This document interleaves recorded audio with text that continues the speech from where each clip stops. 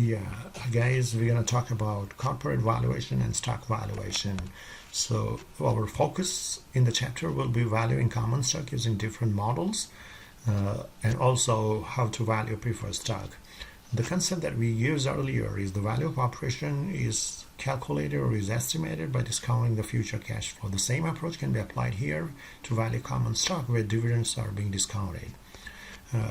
There are different approaches for valuing common stock. It's free cash flow model. That free cash flow can grow at constant growth and non-constant growth.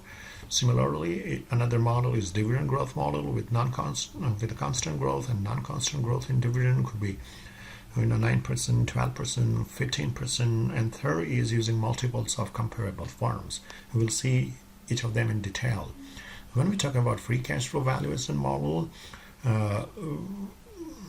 we must understand what is free cash flow.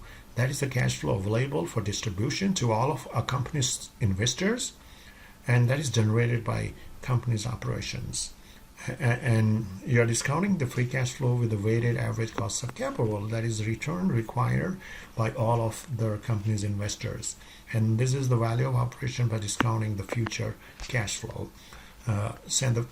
Which is the source of value for the firm is the non-operating assets, or is financial assets, that is short-term and other marketable securities, ownership of non-controlling interest in other companies, and value of non-operating assets usually is very close to figure reported on the balance sheets. So the source of value is value of operations.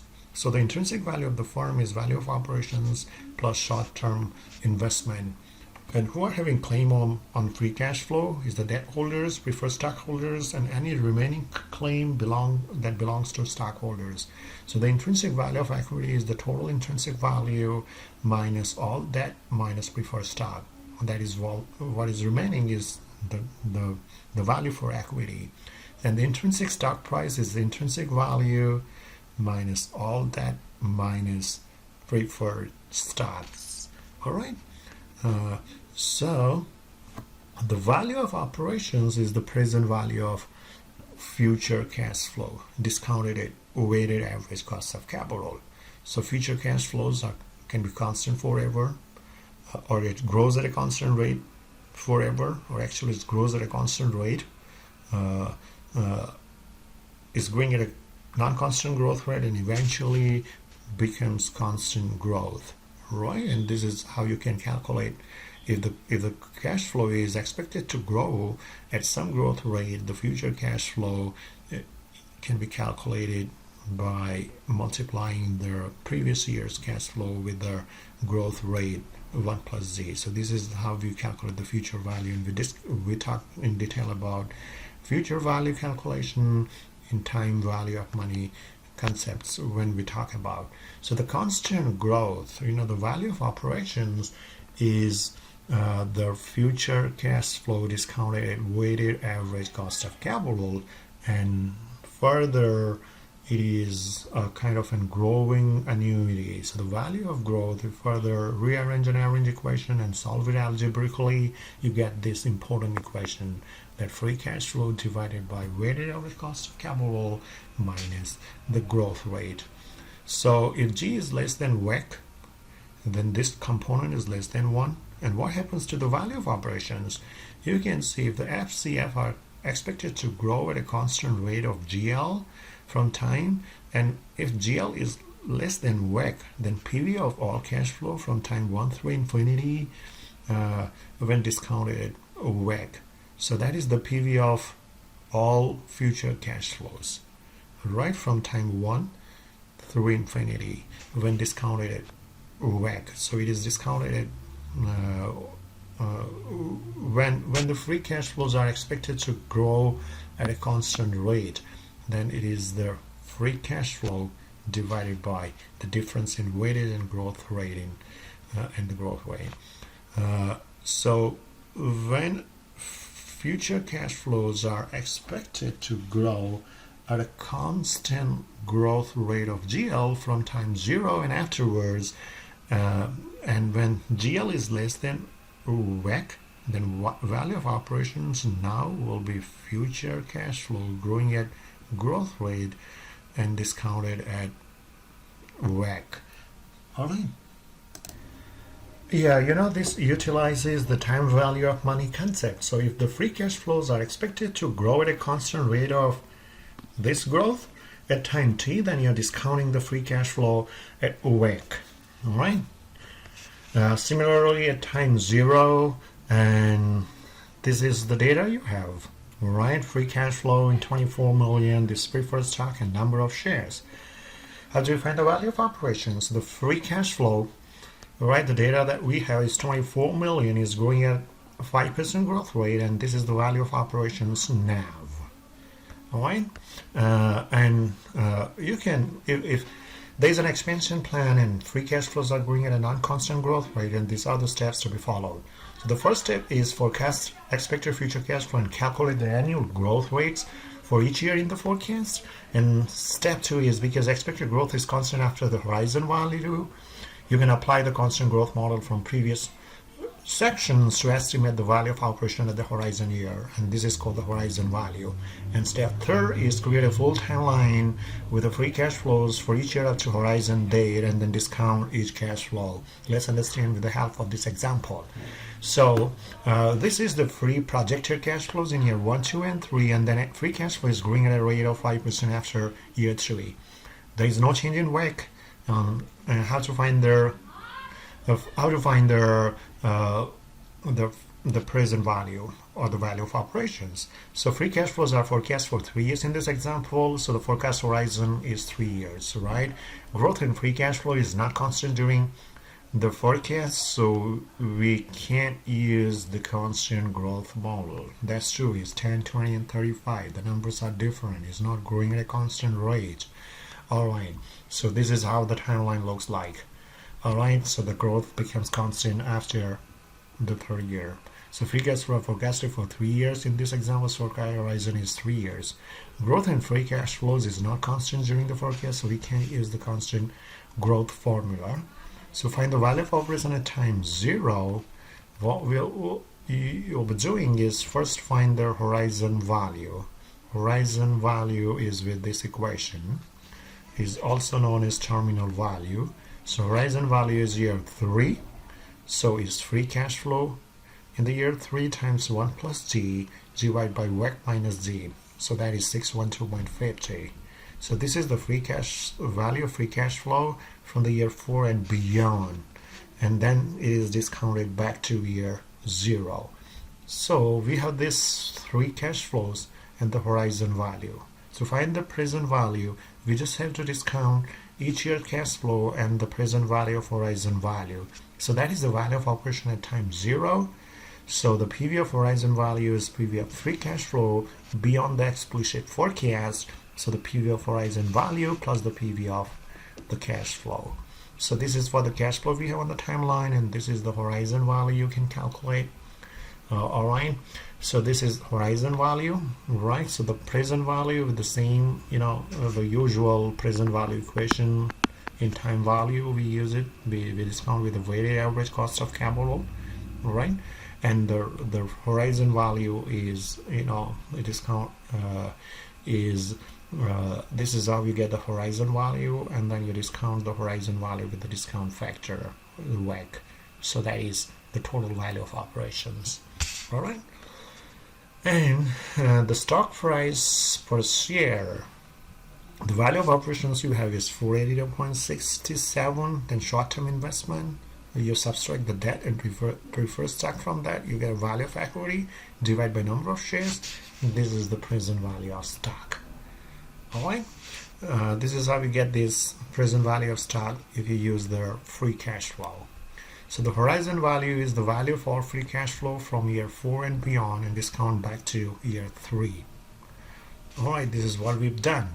All right, so the value of operations, horizon value we have is 612.5. So the PV of horizon value is 447.855. Is discounted back to year 3. So you can see that percentage due to the value due to long-term cash flow is 93% of the value in our example is due to cash flows 4 or more years into future. So for average company, this percentage is 80%. So the kind of horizon value contributes 93 or to 80 to 92 percentage of the firm value. All right, we should focus on long term, right? But at the same time, the quarterly earning, the short term focus is also important. So you see, this value of the stock is based of value of the operations based on free forecasted future cash flow. So he's forecasting sales, forecasting net operating profit, and net operating operating capital as a percentage of sales is an important thing in forecasting sales and forecasting free cash flows, right? Here, let's take an example. We have the current situations where you have the most recent data, the operating profitability ratio, and all that is given to us. And this is the sales are growing at this rate. The long-term rate in sales is 5%, and the target weighted average cost of capital. This is what the data initial scenario we have. Right, so the sales growth rate is 10%, not paid by sales ratio is growing at this rate, operating capital divided by sales ratio, we have those percentage of growth. So they are not growing, only sales growth rate is changing. All right, so you're using the data, we forecast say the sales in each year, right? And then ROIC is return on invested capital is 8%. Is less than 9%, which is not good, and that is not generating any value, right? So how to find the intrinsic value? We have to find their horizon value first. So horizon value, because the cash flows are growing at a constant rate after 4th year, all right? So that is the present value of horizon value you're discounting. So you first find the horizon value and then discounting it with the weighted average cost of capital, right? So that is 893.08. And what is the future present value of future cash flow? So we have the data on future cash flow in year 1, 2, 3, and 4, and additionally we have the horizon value. So we are discounting the PV of cash flow from year 1 to 4, right? And growth become constant after 4th year, so we'll have an additional horizon value. All right, so PV of all the cash flow is 64.45, and PV of and horizon value is 1. This is the horizon value. We'll have to find the present value of horizon value is 93. Present value of future cash flow we just calculated is 64.45. So the total value of operations we have this, and this is how you get the value of operations. So so we have in the data ROIC is 8% and the weight is 9%. Now the bottom line is that ROIC must be greater than WACC divided by 1 plus GL for horizon value to be greater than total net operating capital at the horizon.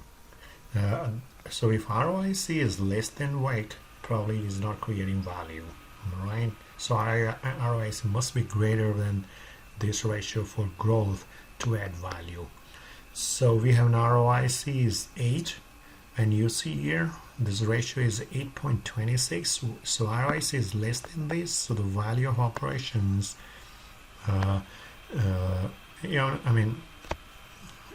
impact of higher growth rate is the value of operations is failing, right?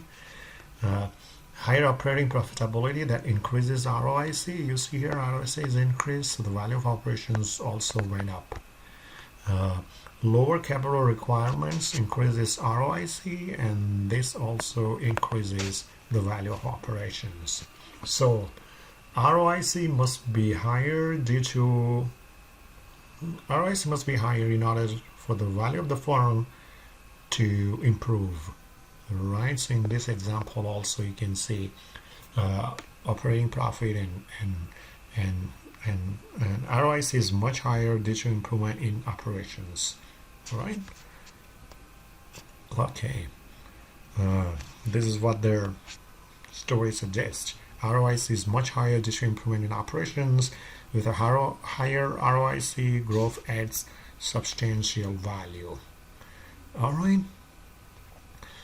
Okay, the second approach that we use is value of discounting the cash flow, and cash flow for investors is dividend, so it is discounting. All right, is dividend is growing at a constant growth forever, so you find the future dividend with this equation. And once we have the dividend, right, the present value of their present values in constant growth and dividend, with this equation you can find the present value of the constant growth. Okay, if GL is constant and is less than RS, then this equation converges to this formula, right? So D1 divided by RS minus GL, right? This is constant and less than this, and this equation converges to this. And likewise, for each year's dividend, you find the dividend next year and then discount it with the cost of capital. And if GL is greater than RS, then this must be, greater than 1, and P0 approaches to infinity, which is again, so this model is appropriate only when GL, the growth rate, must be less than, the cost of equity. All right. And the security market line SML approach is used to calculate. This is kind of in CAPM model, right? Using this, you can find in this. I think we talk about that in the risk and return discussion. All right. So this is how you estimated their intrinsic value. Then you compare it with the market value, and then you find if the stock is overpriced or underpriced, and then take the decisions whether to buy or sell the stock. All right. The source of required return is again then divided into two. It is dividend yield and capital gain yield. Dividend yield is the next year dividend divided by market price, and the capital gain is the change in the market price of the share. All right, so the total return is dividend yield plus capital gain yield, and you can rearrange this model to find the required return, which is the cost of equity. All right, non-constant growth, you have a different growth rate, and then it is growing at a constant rate after year 3. How to value this kind of stock is to find the horizon value, and the same steps that like we did earlier in finding the value of operations. Find the PV of each dividend forecast per year, PV of horizon value, some PV of dividend, PV of horizon value, and the result is the current stock value. Right, so this is the growth rate in dividend. Find out dividend in each year with this growth rate, discount the each year's dividend with the discount factor, the required return, and find out the horizon value in the year thereafter. The growth rate is constant right after 3 years, so the horizon value is right, this equation, horizon value in year 3, because the growth is 6% after that. All right, so is P3 is this is the horizon value, and then you take the present value of the horizon value. So this is the intrinsic value. All right, okay, and yeah, you can get this dividend yield and capital gain yield from this. Right. Also, the third model, they're using the stock price multiple to estimate their stock price. Right. So here you often use a P multiple. So the P ratio of the you multiply it with the earning per share. All right. So analysts often use the PE multiple, the price per share divided by earning per share. So example, estimate the average P ratio of the comparable firms, and this is P multiple. and multiply this average PE ratio by expected earnings of the company to estimate its stock price.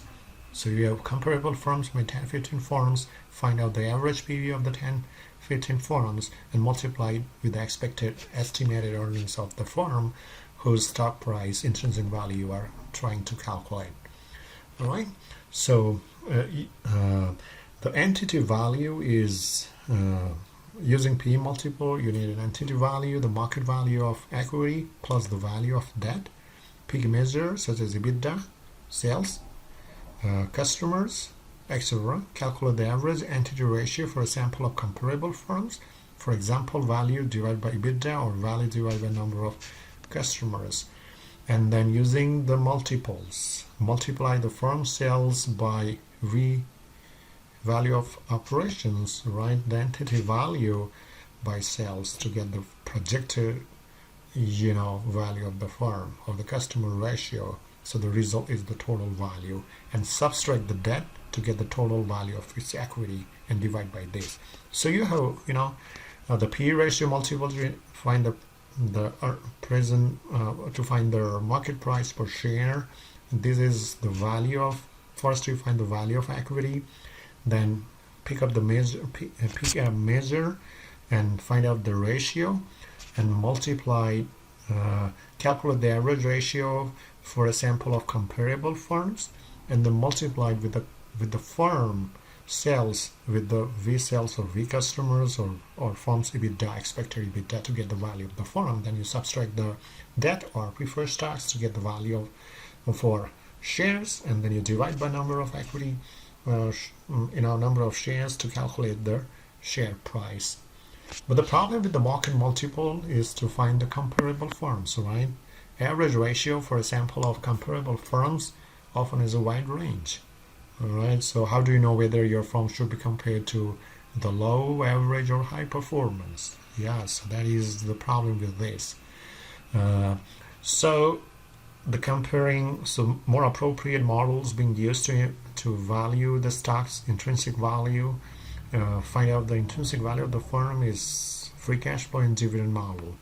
You can apply free cash flow in more situations, like privately held companies, division of companies, and company pays zero dividend or very low dividend, right?